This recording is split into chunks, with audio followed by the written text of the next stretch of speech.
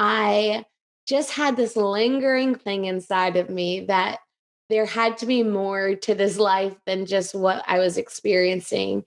And as I started to pursue all the things in the world and obtain these things, I really just started to build crazy anxiety, had lots of depression, really wrestled with suicidal thoughts on a daily basis. And kind of everything came down to this one night where I just had a breaking point. I talk about it in my book, but I essentially, when I was 24, just cried out to God.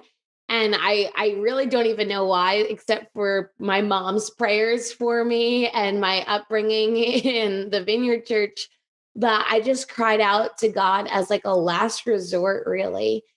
And God filled my room in New York. I experienced his tangible presence.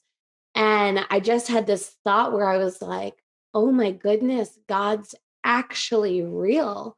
Like, this is not just a good idea or good teachings on morality. Like, God's actually real. And if he's real, then that should be the most important thing in my life to think about. And so I kind of since then have just been on a journey of discovering who the real Jesus is, learning how to follow him, and really just obsessed with the person of Jesus and wanting to show other people that real Jesus as well. And so that's taken me on the craziest journey, doing mission trips around the world. I was in full time ministry in New York City after that. I also started my own marketing business in New York.